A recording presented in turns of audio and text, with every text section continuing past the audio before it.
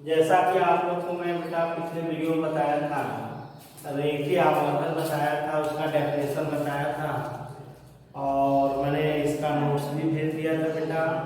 आप उसको नोट्स कर लीजिएगा अच्छी तरह। अब जो आज नेक्स्ट है, जो आपका हेडिंग है वह है बेटा दूरियां नापने की। दूरियां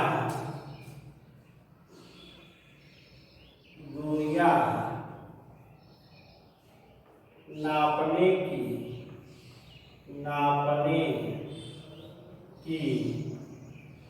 दूरियां नापने की निर्देशांक ज्यामितीय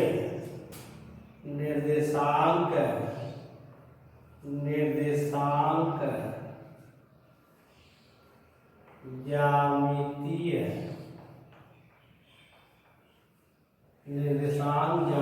चिन्ह परिपाटी निर्देशांक ज्यामिति की चिन्ह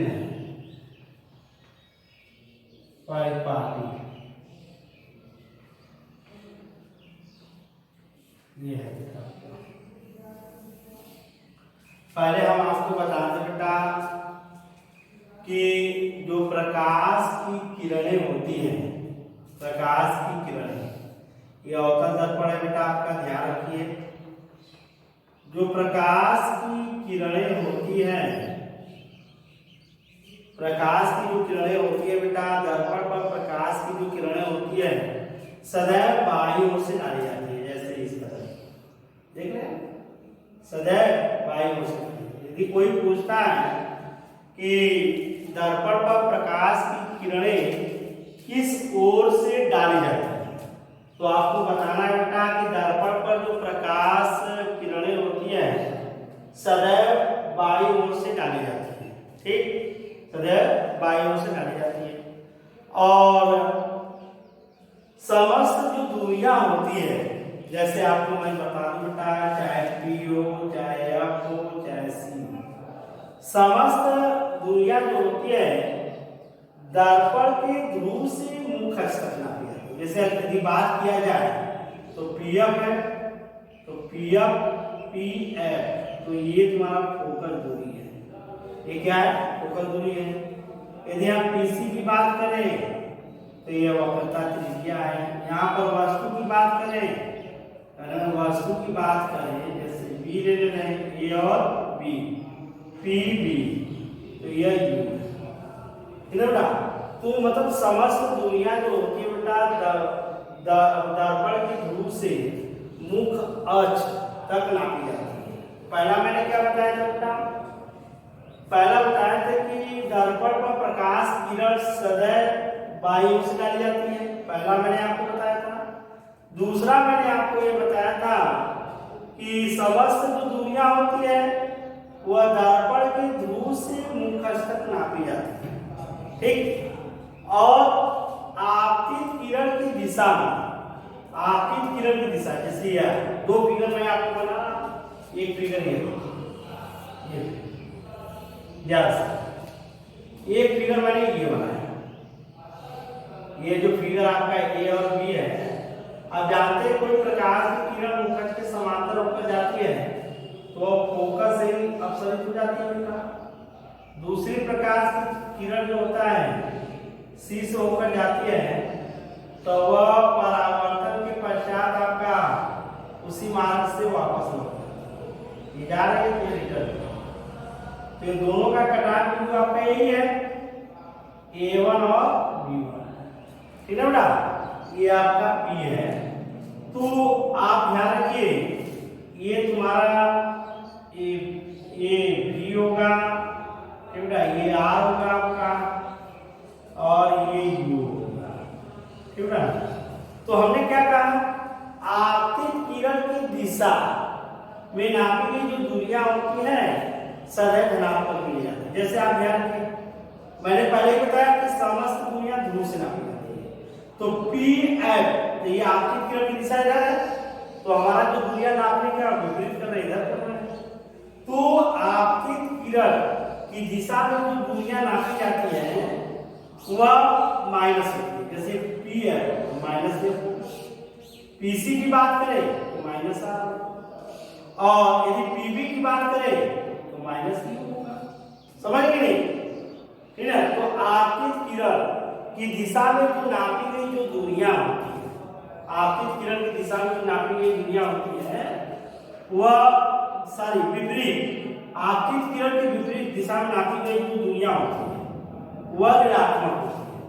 और आपतित किरण की दिशा में जैसे आपका ध्यान रखिए या ऐसे नाप रहे हैं तो हमारा यहाँ PB1 तो प्लस भी हो गया, और PC की बात करें तो प्लस R हो गया तुम्हारा, और यह तुम्हारा बेटा F है तो PF की बात करें तो ये प्लस F हो गया। प्लस क्या हो गया?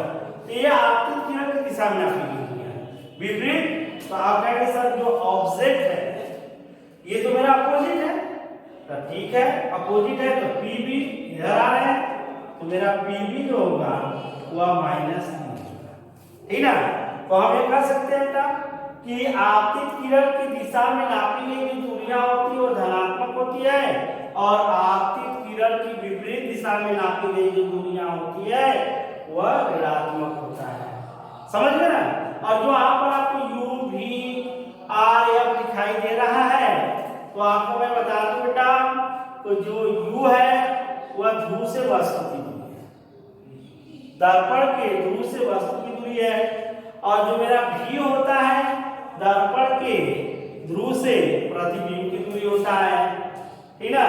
और जो R होता है वो दर्पण के ध्रुव से वक्रता त्रिज्या होता है, और जो F होता है वह दर्पण के ध्रुव से आपका फोकस दूरी होता है। तो आपको मैंने बता दिया बेटा दूरियां नापने की निर्देशांक ज्यामिति की चिन्ह परिपाटी क्या होता है। पहला आपका यह होता है कि दर्पण पर प्रकाश की किरण जो होता है सदैव बाईं ओर से डाली जाती है, पहला मैंने बताया। और दूसरी चीज मैंने आपको बताया कि समस्त दूरियां जो होती है दर्पण के ध्रुव से मुख तक नापी जाती है। फिर अगला मैंने कंडीशन आपको बताया कि आपतित किरण की दिशा में जो नापी गई जो दूरियां होती है वह धनात्मक होती है, और आपतित किरण की विपरीत दिशा में जो नापी गई जो दूरियां होती है वह ऋणात्मक होता है। ठीक ना? ये रहा आपका दूरियां नापने की निर्देशांक ज्यामिति की चिन्ह परिपाटी।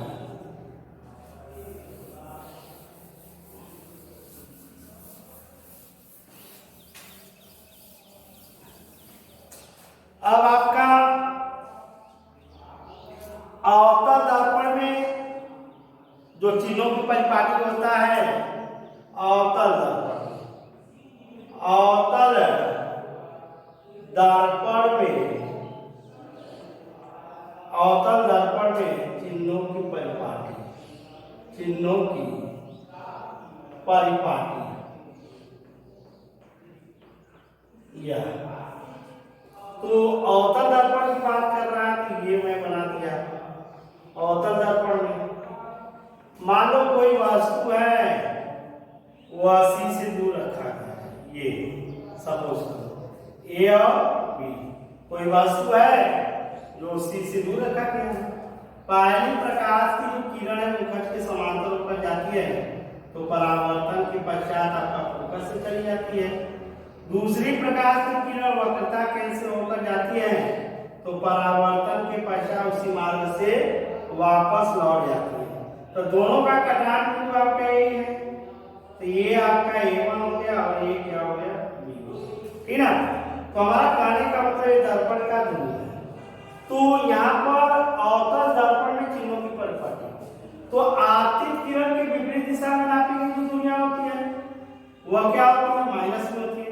तो पहले वस्तु हम देखेंगे कहां पर है तो PB, तो PB is equal to minus C। यह क्या है? वस्तु की दूरी है, ठीक है ना?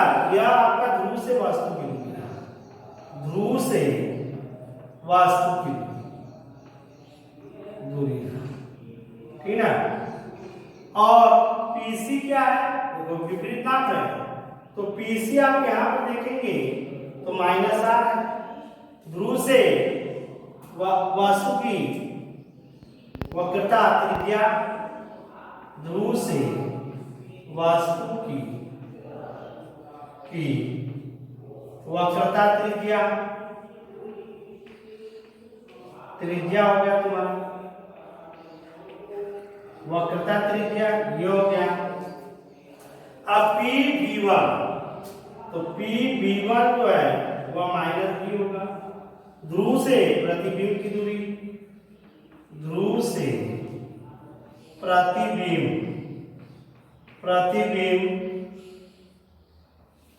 की दूरी हो गया। और पीएफ की बात करें तो माइनस है। ध्रुव से वस्तु की फोकस दूरी, ध्रुव से वस्तु की फोकस दूरी, ये सब जैसे यू को क्या कहते हैं मैंने आपको लिखा दिया, ध्रुव से वस्तु की दूरी। आर को क्या कहा गया है, ध्रुव से वस्तु की वक्रता त्रिज्या। बी क्या है, ध्रुव से प्रतिबिंब की दूरी। और यह क्या है, ध्रुव से वस्तु की दूरी। ये जो रहा आपका अवतल दर्पण। जब सवाल आपका पूछा जाएगा बेटा तो आपके एक्सरसाइज में आपका पहले चैप्टर में आपका जो सवाल आपका दिया हुआ है बेटा, तो इस बात को ध्यान में रखिए। और दूसरी चीज, चिन्हों की परिपाटी आपको सदैव याद होना चाहिए, ठीक है। ये रहा आपका अवतल दर्पण। उत्तल दर्पण क्या है, इसमें चिन्हों की परिपाटी देखिए इस तरह का कुछ बनता है फिगर। ये मैंने वस्तु को रख दिया, ए और बी रख दिया, तो आपका मुख्य के समांतर होकर जाती है तो फोकस से अपसरित हो जाती है, ये फोकस से। और यदि वक्रता के से होकर जाती है तो उसी मार्ग से वापस मिलती है। यही कटान बिंदु है तुम्हारा। तो ये A1 हो गया, ये B1 हो गया। तो ये तुम्हारा बेटा क्या रहा, उत्तल दर्पण रहा। तो ये B रहा तुम्हारा। तो यहाँ पर यदि देखेंगे, इसमें देखेंगे तो ध्रुव से वस्तु की दूरी, मतलब यहाँ पर ये ध्रुव हो गया, वास्तु यही है, ये वाला ध्रुव वाला भाग है। और PB, ये भी है आपका, यहाँ से लेके यहाँ तक। PF यह फोकस दूरी है, और R यहाँ से लेके आपका R है, ठीक ना। तो हमारा यहाँ पर क्या है, यहाँ पर ध्रुव से वस्तु की दूरी आप देखेंगे PB, तो हमारा जो PB है वो -3 होगा। ध्रुव से वस्तु की जो दूरी है वह PB -3 होगा। और ये आपतित किरण की विपरीत दिशा में, देखो ये आपतित किरण की दिशा इधर है तो विपरीत हमारा इधर है। दूसरी चीज,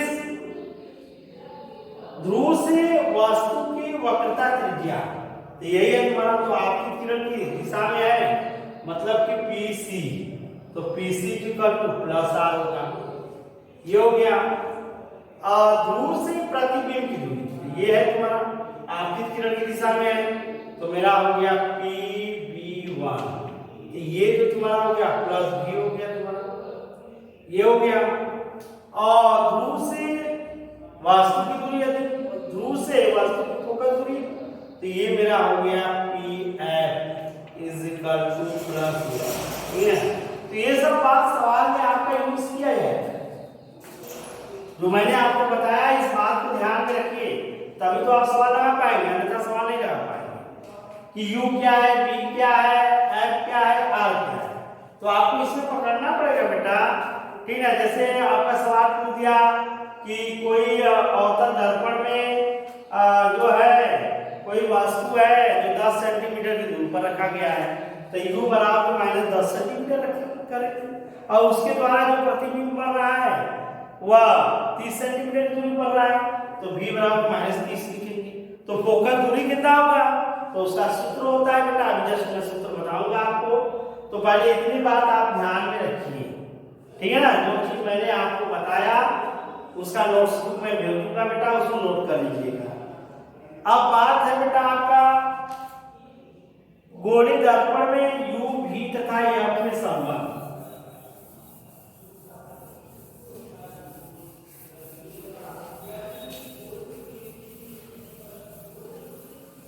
तो गोलीय दर्पण में u v f में संबंध, ये बात है। गोलीय दर्पण में u, v तथा f में संबंध की बात है। संबंध ये हो। तो गोलीय दर्पण आपके दो होते हैं बेटा, एक आपका अवतल दर्पण होता है, अवतल दर्पण, और एक आपका उत्तल दर्पण होता है। ये ध्यान रखिए, ये उत्तल दर्पण। तो मैंने आपको क्या बताया, गोलीय दर्पण में u, v तथा f में संबंध। तो दोनों के लिए बेटा एक ही फार्मूला 1/f = 1/v + 1/v का यूज करेंगे। ये जहां f फोकस दूरी रहा, v प्रतिबिंब की दूरी रहा, और u क्या रहा, u आपका वास्तविक दूरी रहा। जैसे क्वेश्चन पूछता है कि गोलीय दर्पण में u, v, f में संबंध बताइए, या अवतल दर्पण में u, v तथा f में संबंध बताइए, या आपका उत्तल दर्पण में u, v, f में संबंध बताइए। तो दोनों के लिए आपका 1/f = 1/v + 1/u का ही यूज किया जाएगा, ठीक है। अब बात देखिए, इस सूत्र का निरूपण आपके सिलेबस में, जब आप कक्षा 12 में जाएंगे तो फिजिक्स के जो भौतिक विज्ञान का जो सेकेंड पेपर ऑप्टिक्स होता है, उसमें आप पुनः इस सूत्र है जो मैंने अभी जैसे बताया केवल सूत्र, तो उसमें आपको निगमन बताया जाएगा। इसलिए यहाँ पर निगमन बताने का कोई फायदा है नहीं, आपको केवल याद करना है यहाँ पर, ठीक है। निगमन आपके सिलेबस में नहीं आएगा, इसलिए मैंने इसका निगमन नहीं करा। अब बात यह होता है कि आपका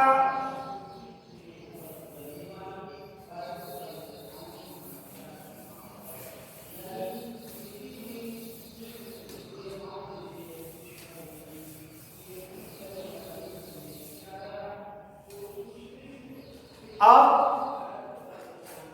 गोलीय दर्पण में फोकस दूरी तथा वक्रता त्रिज्या में संबंध। गोलीय दर्पण में फोकस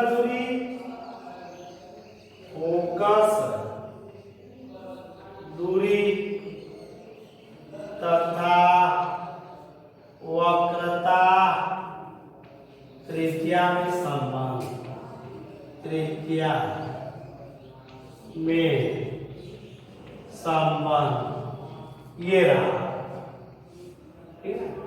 तो देखिए इसका निगमन आपके सिलेबस में है, तो अब इसका निगमन आपको करा रहा हूं, ध्यान रखिए। ये आपका रहा अवतल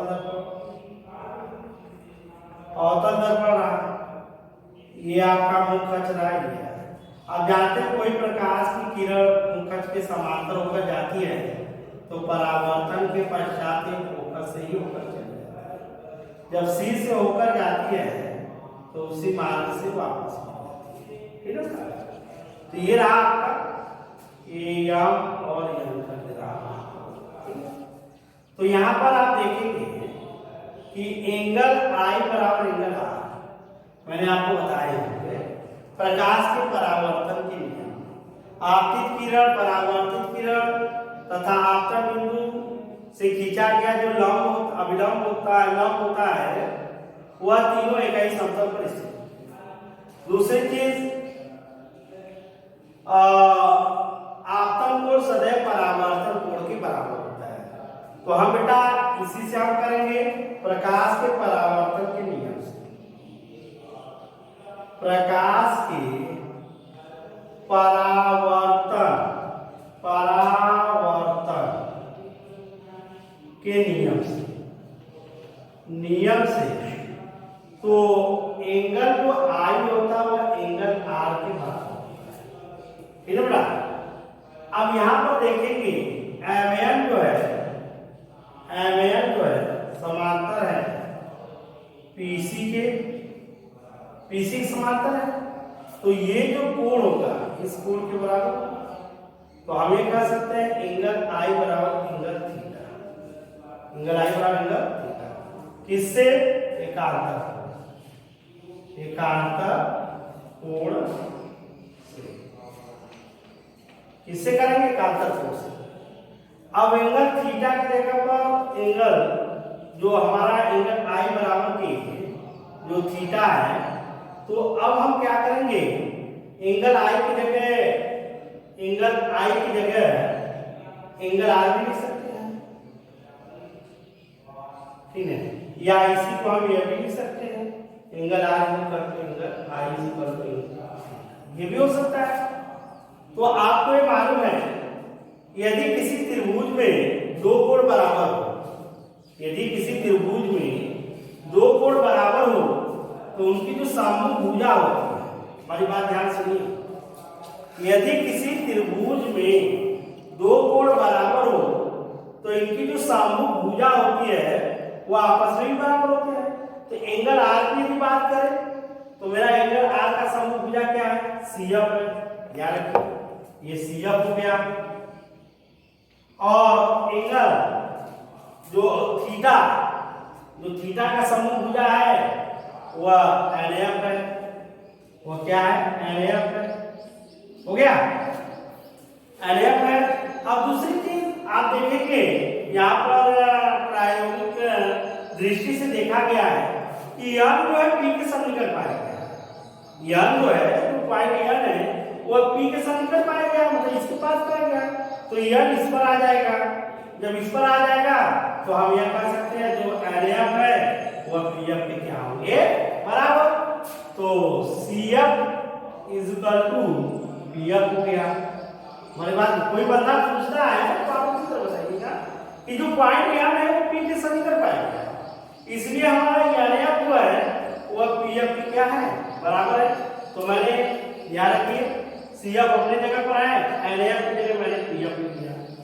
अब दोनों पक्षों में हमें PF जोड़ने पर यहाँ लिखेंगे दोनों पक्षों में PF जोड़ने पर। अब जोड़ेंगे कैसे? जोड़ने पर तो CF इधर है तो प्लस PF इधर एक पक्ष हो गया। दूसरी चीज एक PF अभी है और एक PF हम अपने से जोड़ रहे हैं, ठीक है। अब चित्र में देखेंगे कि CF प्लस PF, यहाँ देखिए CF प्लस PF तो PC के बराबर होगा, ये PC भी क्या होगा? बराबर होगा, और PF और PF को जोड़िए 2PF हो गया। अब परिभाषा मैंने आपको बताए होंगे कि ध्रुव और वक्रता केंद्र के बीच की दूरी को क्या कहा गया? वक्रता त्रिज्या। एक कैपिटल आर हो गया तुम्हारा, यहाँ स्मॉल आर ले सकते हो। अब P और F के बीच की दूरी को फोकल दूरी का नाम दिया गया है, तो ये हो गया 2 into F। तो R/2 is equal to F। ये रहा आपका गोलीय दर्पण में फोकल दूरी तथा वक्रता त्रिज्या के संबंध। यदि आपको समझ में नहीं आता है तो आप कमेंट जरूर करिएगा कि सर मुझे समझ नहीं। इसके पहले आपको इसको रिवीजन करना है, इसका नोट्स बुक हम आपको सेंड कर देंगे, आप नोट कर लीजिएगा बेटा, फिर उसके बाद दोहराइए।